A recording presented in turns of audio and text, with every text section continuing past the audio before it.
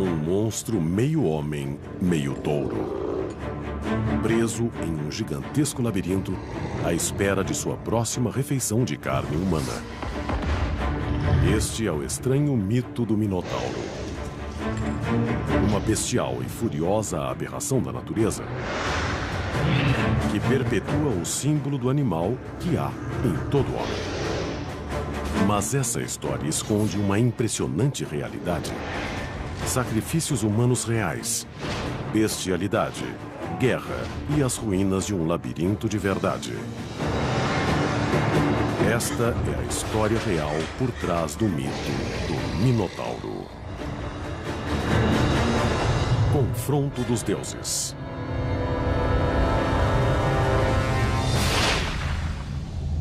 Uma pesada porta se fecha atrás de você. À frente, um imenso labirinto de corredores escuros.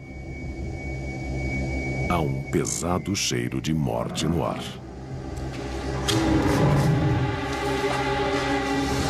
Você está preso no labirinto do Minotauro. E não há como sair.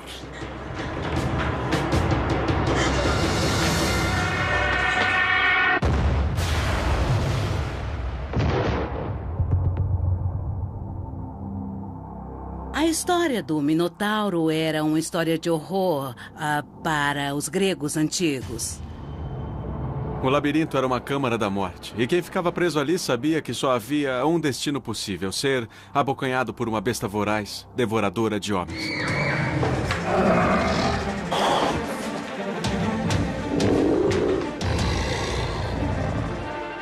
Esse meio homem, meio animal, esse ser arrancava pedaços e consumia a carne das pessoas.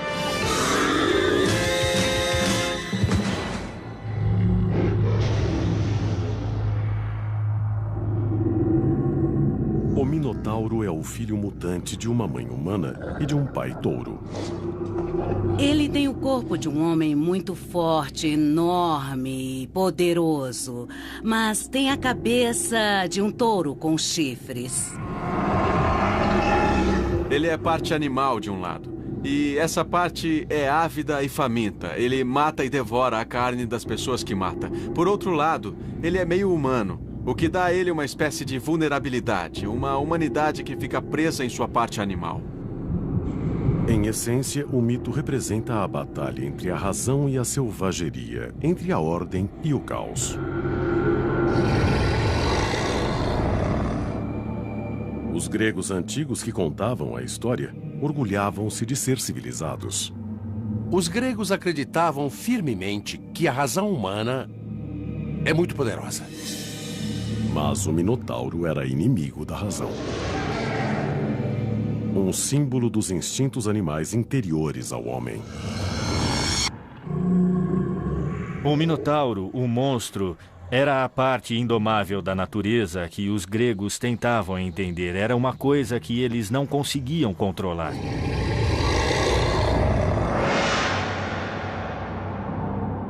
Segundo o mito, é aqui que o Minotauro vive, na ilha de Creta. Na época em que a história se passa, Creta domina o mundo grego como o Minotauro domina o labirinto. No fim da Idade do Bronze, Creta era realmente a mais importante potência daquela parte do Mediterrâneo. Lugares como Atenas e Esparta se tornariam potências muito importantes no período clássico, mas eram insignificantes até então. Na verdade, tinham de pagar tributos a Creta, que era o maior poder daquela região. No mito, o Minotauro foi criado para punir o rei de Creta, Minos, que tentou ludibriar um dos deuses. Todos os anos era costume o rei sacrificar seu melhor touro em oferenda ao deus do mar, Poseidon. Mas um ano, seu rebanho produziu um touro tão bonito, tão perfeito, que Minos não pôde se separar dele e sacrificou um touro inferior em seu lugar. Mas Poseidon viu tudo. Sempre que alguém quer superar um deus na mitologia grega, perde. Quando Poseidon viu isso, disse: muito bem. Gosta tanto assim do touro? Pois vou fazer sua mulher gostar do touro. E ele fez a mulher de Minos sentir desejo pelo touro. A esposa de Minos, Pasífae, apaixonou-se pelo touro. Acho que o desejo de Pasífae pelo touro simboliza a luxúria animal. Gostamos de nos ver como seres muito racionais, mas na verdade sabemos que no íntimo, uma parte de nós é levada por puro desejo animal. A rainha traçou um elaborado plano para seduzir o touro. Ela vestiu um disfarce de vaca e ficou vagando pelo pasto onde o touro estava, esperando que se aproximasse. É considerado um mito muito estranho, porque Pasífae quer simplesmente cometer um ato de bestialidade. Está apaixonada pelo touro e quer fazer sexo com ele. Parece que uma das preocupações dos antigos gregos e romanos era estabelecer um comportamento sexual apropriado, e fazer sexo com animais era um tabu, que foi muito trabalhado na mitologia. No mundo real, houve cenas míticas e famosas de bestialidade realizadas no Coliseu, onde mulheres escravas foram forçadas a copular com touros apenas para divertir. Muitas vezes, nesses espetáculos reais, os antigos estavam representando o mítico encontro da rainha Pasífae com o touro. Na história, sua estratégia não demora a dar frutos. O touro a espia, é invadido pelo desejo amoroso e a cobre. 9 meses depois, surge o Minotauro.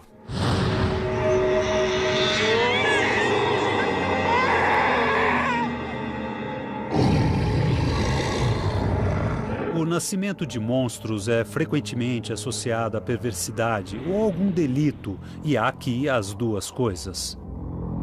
Porque Minos não cumpriu sua parte de um trato e porque Pasífae cedeu a um desejo não natural. A criança nasceu monstruosa e deformada. Um menino meio humano, meio touro, destinado a se tornar um horror.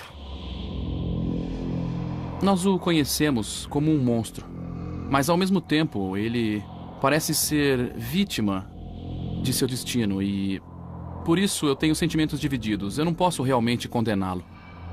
O Minotauro tem um nome estranho. O pai dele não é Minos, mas a primeira metade do seu nome vem justamente de Minos. A segunda metade, Taurus, é uma palavra que significa touro. Então, Minotauro é o touro de Minos. Para os antigos, esse híbrido de homem e touro era um conceito poderoso e assustador. Os touros eram parte central da civilização grega. Eram até venerados como deuses. Havia muitos sacrifícios e também rituais em volta do culto ao touro em todo o Mediterrâneo Oriental. O touro representa a virilidade e a força masculinas. E o touro era exatamente isso, religiosamente, um ícone da potência e da fertilidade masculinas, além de muita força e poder. O conceito do poder do touro foi levado aos tempos judaico-cristãos, e no presépio se vê um touro insuflando no bebê Jesus a sua força vital.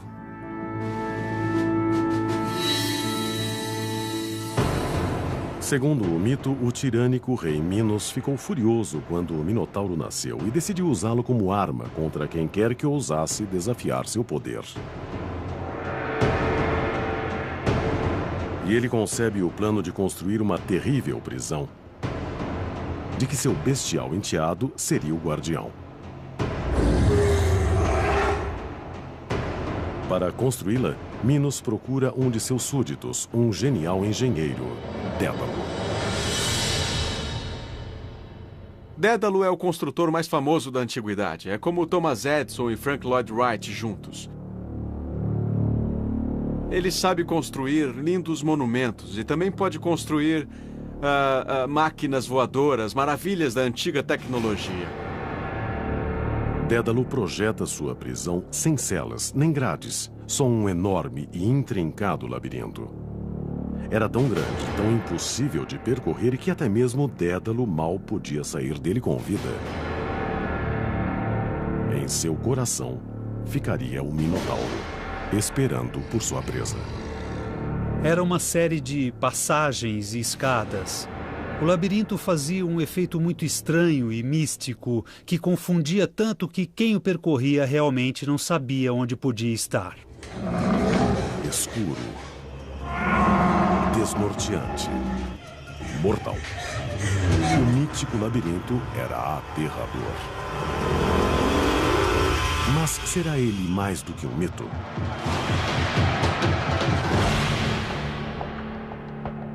Hoje, na ilha de Creta, há um labirinto subterrâneo que guarda uma inacreditável semelhança com o labirinto do Minotauro.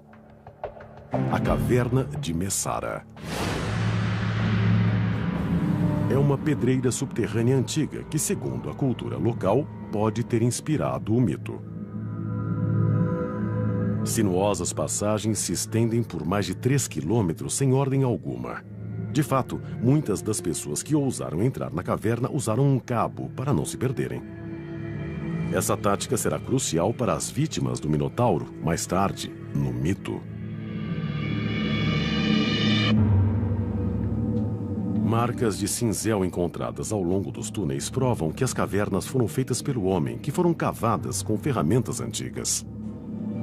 Por séculos, visitantes que vieram explorar este lugar ficaram convencidos de terem encontrado a morada do Minotauro. E muitos deixaram suas marcas.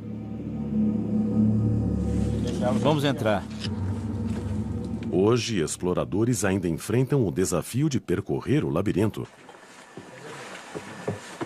Seu objetivo é alcançar esta sala central, onde se dizia que o Minotauro residiu. O pessoal vem pra cá para vencer o medo. E quando vencem, quando cumprem sua missão, escrevem seus nomes aqui e saem felizes.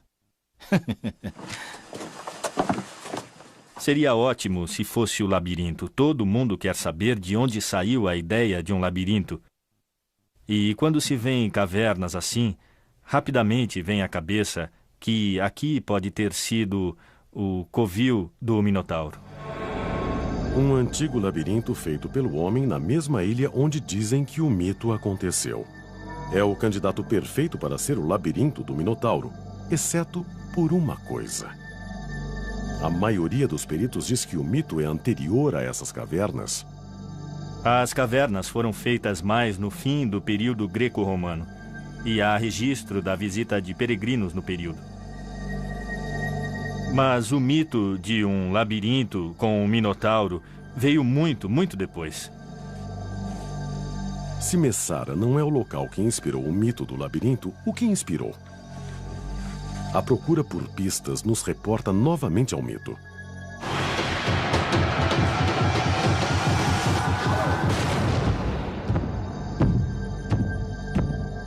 Quando terminou seu labirinto, o rei Minos se preocupou em buscar as primeiras vítimas para a refeição do Minotauro.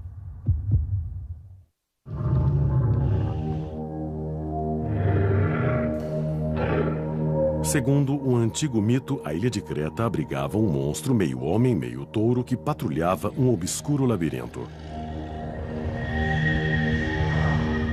E o labirinto em si era tão confuso que seu próprio construtor mal podia achar o caminho da saída. No centro, o Minotauro espera suas primeiras vítimas, faminto de carne humana. Creta. Atenas. Enquanto isso, 300 quilômetros a norte, em uma pequena cidade-estado chamada Atenas, atletas de todo o Mediterrâneo se reúnem para competir em uma série de desafios esportivos, um evento precursor dos Jogos Olímpicos. Entre os competidores está o príncipe Androgeu, filho de Minos, rei de Creta e meio-irmão do Minotauro.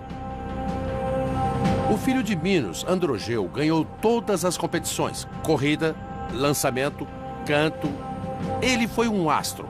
Isso irritou tanto um grupo de jovens atenienses que bêbados provocaram uma briga e mataram Androgeu.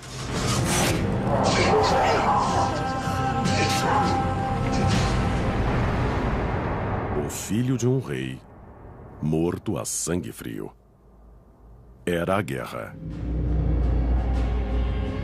Quando a notícia chega a Minos, é claro, sua dor é arrasadora e sua ira e sede de vingança são enormes.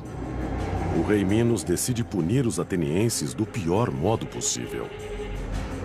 Servirão de alimento ao Minotauro. A frota cretense lança âncoras em Atenas e lança um ultimato. Larga! Larga! Vamos! Minos exige que mandem 7 rapazes virgens e 7 moças virgens ao Minotauro para serem sacrificados. Pessoas virgens eram muito valorizadas no mundo antigo porque se acreditava que sua pureza as aproximava dos deuses. Larga! Larga! Vamos! Larga! Os jovens seriam colocados em um navio que os levaria em condições degradantes até Creta. E eles iriam aos prantos e em desespero até o labirinto, onde seriam devorados pelo monstro. Assim diz o mito. Mas qual a ligação com a realidade?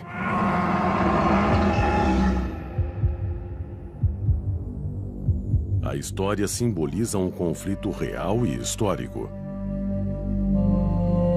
A batalha épica entre uma velha superpotência e um estado em ascensão. No início da história grega, Atenas e Creta eram realmente inimigas, mas a pesada frota cretense definiu quem era mais forte. Tanto no mito quanto na realidade, era Davi contra Golias. No mito do Minotauro fica clara a superposição simbólica com a história real. A civilização cretense era muito poderosa e subjugou as cidades-estado da Grécia continental. Minos fazer essa exigência tão ultrajante reflete a clara dominação de Creta sobre toda aquela área. Os atenienses contavam a história do Minotauro como propaganda política. O Minotauro representava a tirania de Creta. O labirinto era o poder quase inescapável de Creta e as vítimas simbolizavam o sofrimento de Atenas. O propósito do mito era fazer os cretenses parecerem bárbaros e maus. E funcionou. Para os gregos, que enfeitaram essa história durante séculos, era uma prova muito importante de que eles e seus deuses e seu pensamento racional eram superiores aos cretenses e seus touros e seus monstros. No mito, Atenas é forçada a mandar sacrifícios humanos ao Minotauro a cada 9 anos ou enfrentar uma guerra total contra Creta. Mas por que 9 anos? Por seus registros, parece que compreendiam o movimento da Lua ao passar por várias constelações que passam em ciclos de 9 anos. Essa seria a base para o sacrifício a cada 9 anos. Sempre que houver uma lua cheia no equinócio, será tempo de mandar novos sacrifícios à besta.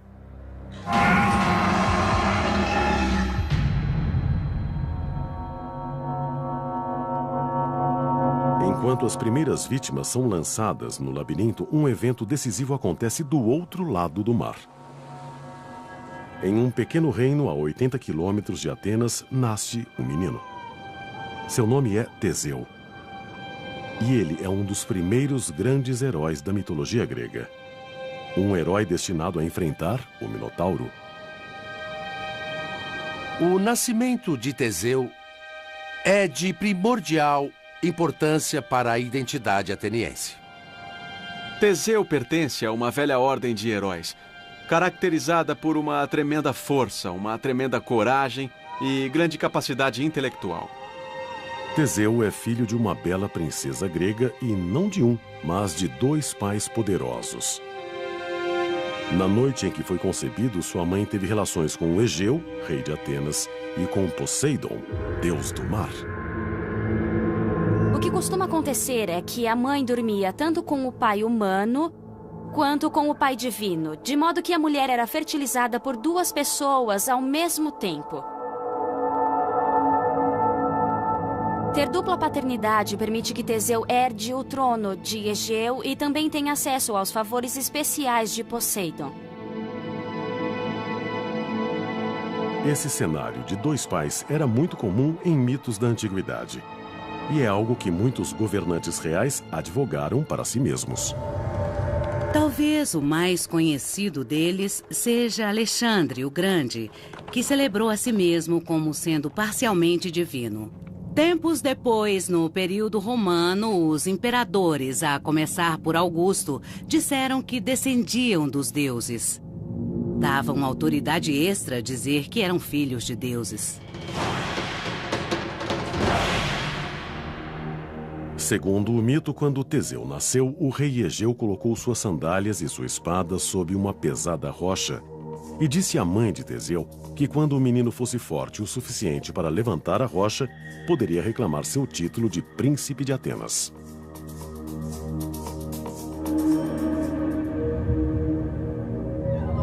Nove anos depois, Creta exige novamente que 7 homens e 7 mulheres sejam mandados em tributo para morrerem no labirinto do Minotauro. O rei precisa de um herói.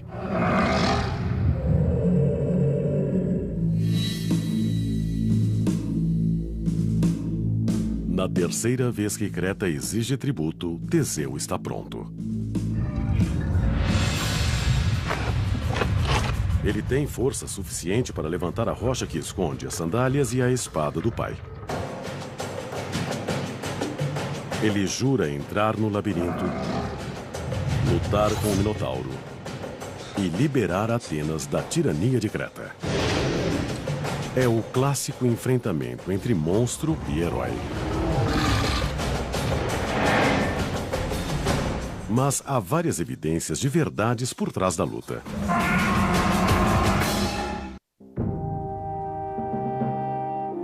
A cidade de Atenas está de luto. Chegou novamente a hora de mandar sacrifícios humanos para o Minotauro. As vítimas inocentes exigidas por Minos, o rei de Creta. Os escolhidos morrerão na certa. Mas há alguém que quer desafiar o destino. O príncipe de Atenas, Teseu. Ele está ansioso para provar sua bravura e libertar seu reino. Um herói tem de fazer grandes coisas para ganhar status de herói. Então ele tem de realizar um grande feito para que atenienses não se submetam mais a Minos e para que parem de dar as suas crianças ao Minotauro. A cena está montada. É Teseu, símbolo heróico do que há de melhor no homem, contra o Minotauro, o reflexo selvagem do que o homem tem de pior.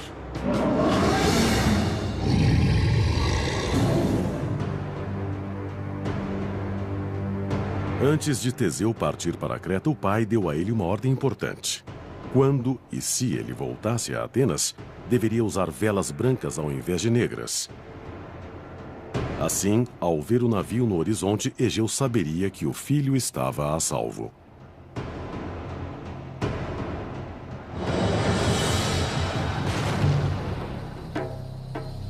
Segundo o mito, Teseu se dirigirá para cá, Knossos, a capital do rei Minos e dos cretenses.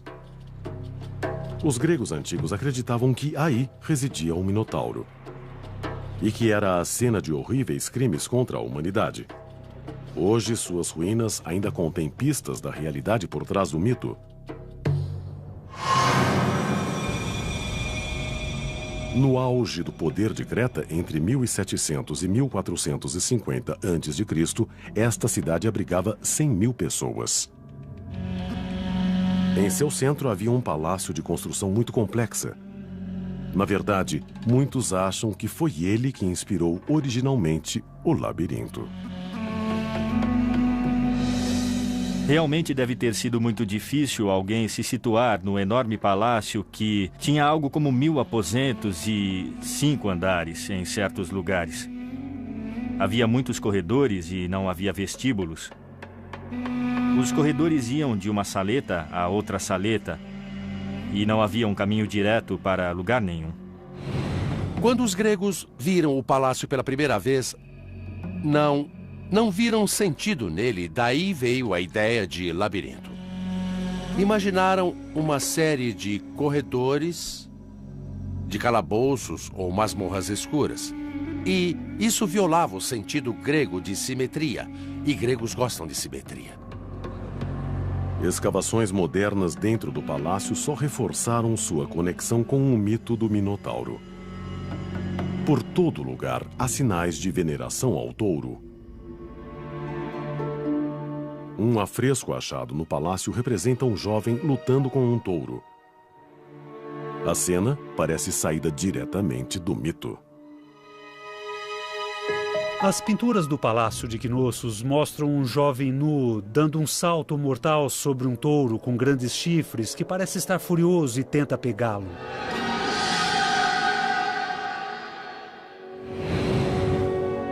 Um antigo palácio que parece um labirinto cheio de artefatos ligados a touros. É fácil ver que esse local pode ter inspirado o mito. Mas as conexões não acabam aí. Arqueólogos desenterraram evidências que sugerem que o rei Minos existiu realmente. Esta é uma sala de trono onde ele está perfeitamente intacto. É o mais velho trono encontrado na Europa e tem 3.500 anos. Também foi encontrada uma inscrição em um idioma antigo que pode até mencionar o nome do rei.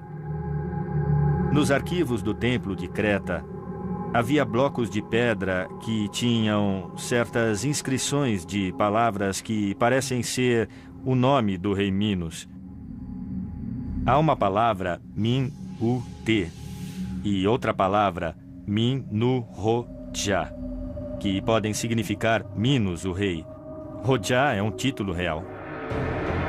As pistas sugerem que o rei Minos viveu realmente. Mas a conexão mais intrigante com o mito do Minotauro aparece em outro bloco achado no local. É a representação de uma oferenda à chamada Senhora do Labirinto. Aqui, por escrito, há uma referência direta ao labirinto do Minotauro. É uma ligação inequívoca entre a cidade de Knossos e o mito. Mas quem era essa Senhora do Labirinto? Sua identidade é um intrigante mistério. Peritos acreditam que foi uma mulher de grande importância no palácio, uma suma sacerdotisa ou talvez a filha do rei. No mito, a filha do rei Minos é Ariadne, e ela tem um importante papel no restante da história. Não sabemos quem é a Senhora do Labirinto, mas pode ter sido Ariadne, principalmente porque ela era sacerdotisa no templo, porque ela era a filha mais velha do rei Minos. Larga! Larga! Vamos! Larga! Assim que Teseu chega à ilha de Creta, Ariadne se sente atraída por ele. Ariadne nota a atitude de Teseu, sua coragem, seu olhar determinado e se apaixona imediatamente por ele. Ela fica vencida pelo seu amor por Teseu e decide então que vai ajudá-lo, porque não quer que ele morra no labirinto como todos os outros. Mas Ariadne tem de agir depressa.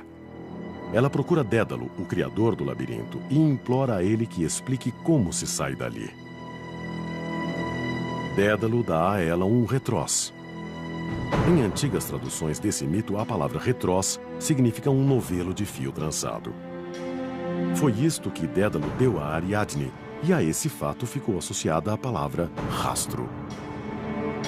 E Dédalo disse: "Por que você não usa um novelo de fio? Amarre uma ponta na porta e desenrole o novelo enquanto andar no labirinto. Quando chegar ao centro, vai achar o caminho de volta, seguindo o fio." Nós continuamos a usar esse conceito em exploração submarina. Mergulhadores amarram uma ponta de corda na entrada de um navio naufragado ou de uma caverna, entram, exploram e seguem a corda para sair. A razão, algo que os gregos prezavam acima de tudo, foi o que resolveu o problema. E deu uma resposta simples a uma situação que parecia insolúvel.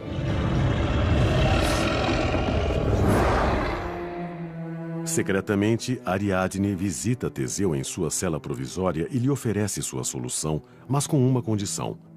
Se sobreviver, ele deverá se casar com ela. Quando Teseu encontra Ariadne, ele está encrencado.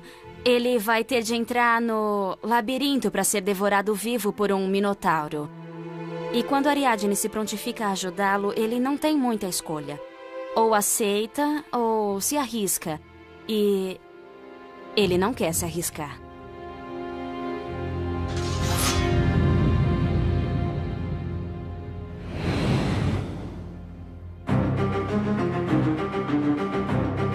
Na manhã seguinte, as 14 vítimas são mandadas ao labirinto. Como animais para o abate.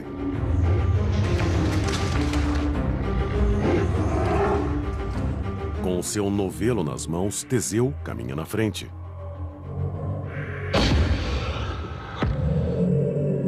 Teseu amarra o fio trançado na porta e começa a caminhar passo a passo no túnel escuro e úmido. Teseu foi oferecido em sacrifício humano. É um conceito difícil de avaliar hoje em dia, mas há evidências que sugerem que os antigos cretenses não só sacrificaram seres humanos, mas também os comiam.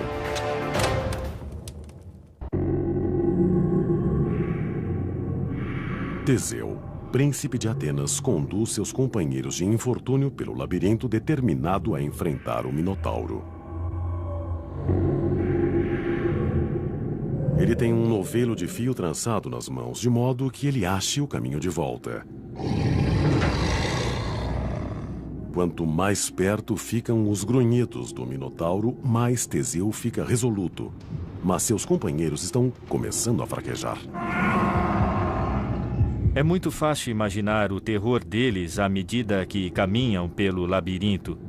Pense no que é caminhar por corredores escuros, completamente perdidos e sem enxergar nada. Eles sabiam que em algum lugar daquele labirinto havia uma criatura horrenda e canibal que ia devorar a todos.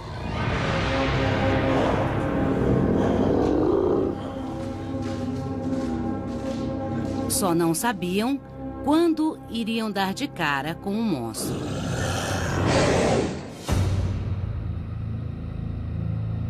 No fundo do labirinto, o Minotauro se impacienta. Ouve os gritos apavorados das vítimas caminhando para ele. E está pronto para sua próxima refeição.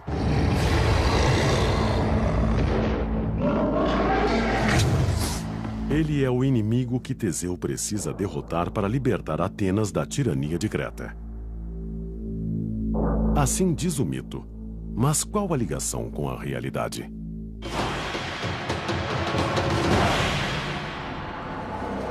A tensão entre Creta e Atenas durante a Idade do Bronze é muito bem documentada. Mas os cretenses eram assim tão selvagens como sugere o mito?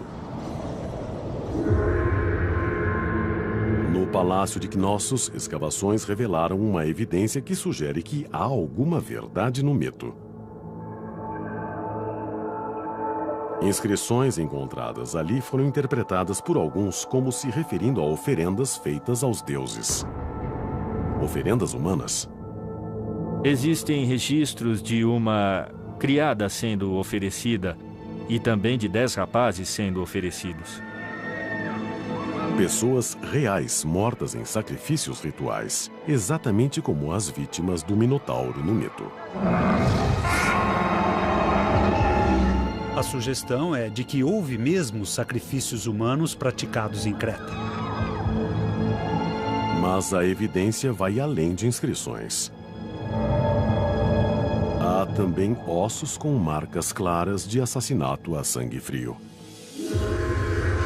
Em 1979, mais de 300 ossos foram desenterrados em Cnossos. Incrivelmente, todos pertenciam a crianças.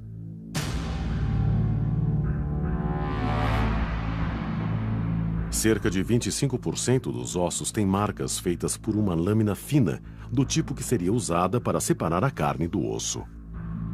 Os ossos tinham marcas de facas, tinham cortes, marcas nas laterais. Então fica realmente muito difícil dizer que não houve um massacre, talvez até canibalismo. Não há outra forma de interpretar essa evidência.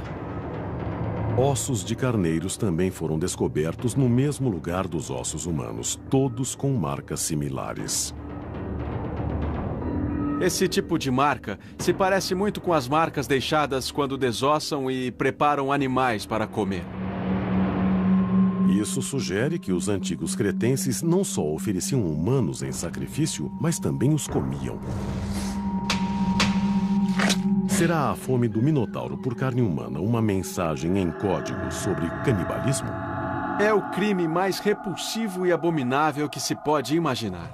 É um modo perfeito de demonizar alguém. Podemos imaginar que os gregos espalharam essa história sobre os cretenses, de que eram pessoas horríveis, de que eram monstros, de que eram até canibais.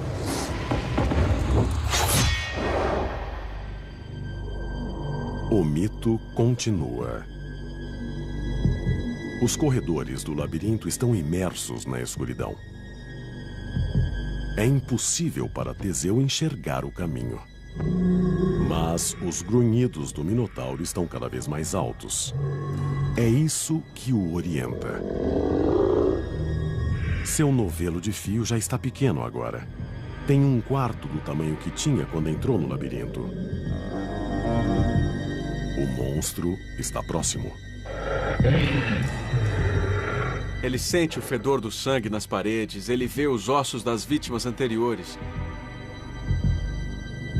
Em um canto, ele vê alguém dormindo. Até a respiração do Minotauro o enche de pavor. Mas essa é a diferença entre heróis e pessoas comuns. O herói sente medo, mas o domina e persegue o grande feito. Teseu ataca, pegando a besta semi-adormecida. Teseu se aproxima.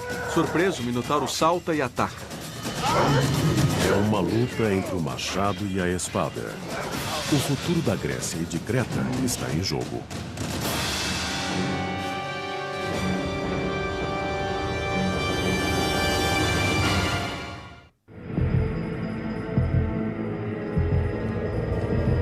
Quase ao amanhecer, os sons de uma luta ecoam pela noite. Dentro do labirinto, Teseu encurrala o Minotauro.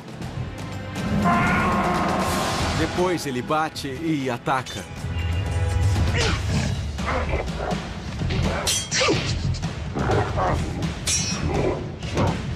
Antes do monstro perceber, Teseu domina a situação.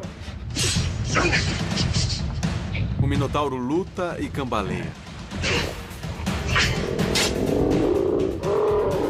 O herói prepara o golpe final.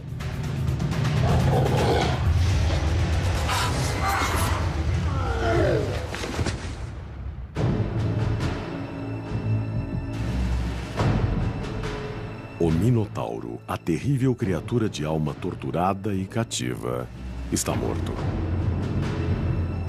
Teseu, filho de Poseidon e príncipe de Atenas, destruiu a maldição do rei Minos. O coração dele está a toda, a adrenalina corre. Ele está coberto de sujeira e também do sangue do monstro e das outras vítimas mortas e devoradas por ele. As forças da razão personificadas por Teseu superaram as forças da irracionalidade personificadas pelo Minotauro. Mas não há tempo para celebrar a vitória.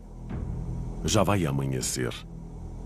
Teseu tem de se apressar se quiser escapar à fúria do rei Minos.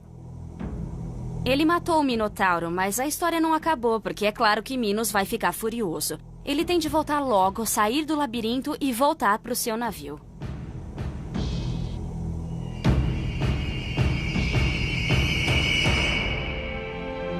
Ele puxa o fio de volta e conduz os jovens atenienses para fora do labirinto. Eu posso imaginar a alegria que devem ter sentido esses jovens quando viram que seu destino não foi o que tinha sido pensado e que o destino tinha sido mudado pelo feito do herói.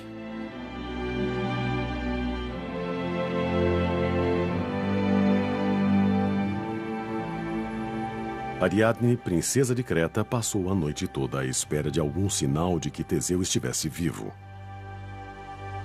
Ele prometeu se casar com ela se escapasse vivo do Minotauro, e ela pretende cobrar a promessa. Pouco antes do amanhecer, ela vai se encontrar com ele e o navio levanta velas para Atenas. É um momento decisivo na mitologia grega. O ato de Teseu matar o Minotauro é algo simbólico, pelo qual um herói de Atenas finalmente derruba o jugo cretense. É um símbolo da Grécia vencendo Creta. Um símbolo de bravura humana e engenhosidade. De modo que a história inspirou os jovens a serem leais para com a sua cidade e a se sacrificarem pelas glórias da sua cidade. E, no fim, a se tornarem cidadãos de uma cidade democrática.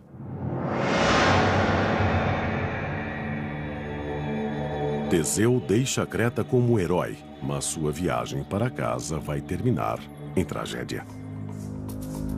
Quando saiu para combater o Minotauro, Teseu prometeu a seu pai, o rei Egeu, que içaria as velas brancas quando voltasse para casa para assinalar sua vitória. Todas as manhãs, durante meses, Egeu vai ao mesmo rochedo e procura avistar o navio. Quando finalmente ele aparece no horizonte, está com velas negras. O rei fica desconsolado, achando que o filho tinha sido devorado pelo Minotauro. Em seu desespero, Egeu salta do rochedo para o mar e para a morte. Até hoje, esse mar se chama Egeu, em honra ao pai de Teseu. Teseu falha ao não usar as velas brancas. O conto original não dá explicação de por que ele se esqueceu do que prometeu. Mas o final do mito sugere uma despreocupação típica da juventude. Essa é a explicação. Ele ficou empolgado com a vitória, estava chegando em casa e se esqueceu de trocar as velas. A súbita morte de Egeu é uma consequência chocante. Teseu chega não apenas como liberador de Atenas, mas como seu novo rei. O rei que, segundo o mito, transformaria a cidade de simples fortaleza do exército em superpotência regional. Neste mito, a ascensão de Atenas ao status de potência é totalmente creditada a Teseu. E o mito parece ter sido escrito em parte para provar isso. Ao adotar Teseu como seu herói fundador, os atenienses deram uma mensagem. Disseram que a longa dominação de Creta estava terminada e que havia uma nova liderança, Atenas. Atenas viria a ser a cidade-estado dominante do mundo grego, enquanto Creta seria conquistada e desmoronaria. Mas muito tempo depois dos dois reinos desaparecerem na história, o mito de Teseu e o Minotauro perdura. E como todo bom mito, revela detalhes da natureza humana que são tão relevantes hoje quanto foram há 3.000 anos. Existem muitas leituras possíveis da história do Minotauro. Pode-se ver o labirinto como a mente humana. Um lugar sombrio que tentamos explorar sempre que estamos conscientes. Ou como nossa natureza animal que nos impele a matar. Os mitos sempre revelam partes de nós mesmos que habitualmente esconderíamos. Aspirações, desejos, meios ocultos com que enfrentamos o mundo nas lutas fundamentais da experiência humana.